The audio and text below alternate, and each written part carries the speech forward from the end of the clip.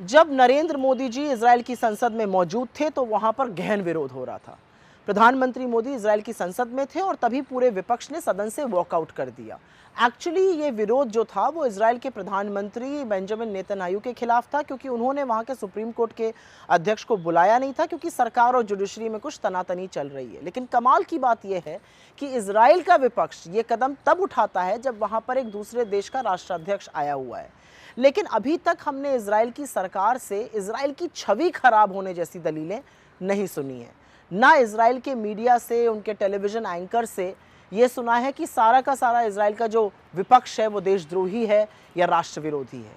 सब कुछ छोड़कर एक बात सोचिएगा, अगर ये हमारे यहाँ हो गया होता तो कल्पना कीजिए क्या कहा जाता, किस तरह के रिस्पॉन्स आते, किस तरह की बातें कही जाती।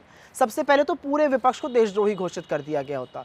स्टूडियो में बैठे हुए जो कमांडो वॉरियर एंकर है वो चीख चीख कर देश की छवि खराब हो गई, देश की छवि खराब हो गई की दलील देते, क्योंकि ये नहीं समझते कि असहमति, डिसएग्रीमेंट और डिसेंट जो है वो लोकतंत्र के लिए बेहद ज़रूरी है। और वो तब भी होना चाहिए जब आपके घर या आपके देश में कोई दूसरा राष्ट्राध्यक्ष आया हो।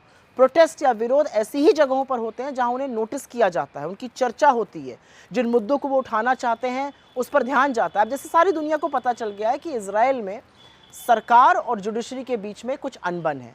काश मोदी जी, उनके चमचे और उनका गोदी मीडिया इतना मैच्योर होता कि इस बात को समझता, बजाय हर बार विपक्ष के किसी भी मुद्दे को उठाने पर खुद को महामूर्ख साबित करने के। मुझे उम्मीद है कि ऐसा हो, लेकिन मैं अच्छी तरह से जानती हूं कि यह होना संभव ही नहीं है। नरेंद्र मोदी जी, उनके चरण चुंबक मीडिया परिपक्वता दिखाएं, ये कुछ बातें एक साथ एक सेंटेंस में ही नहीं आ सकती हैं। लेकिन मैं आशा करती हूं कि विरोध के ऊपर जो लोग आजकल तल्ख टिप्पणी कर रहे हैं वो समझेंगे कि विरोध करना, प्रोटेस्ट करना लोकतांत्रिक हक है, लोकतंत्र का हिस्सा है।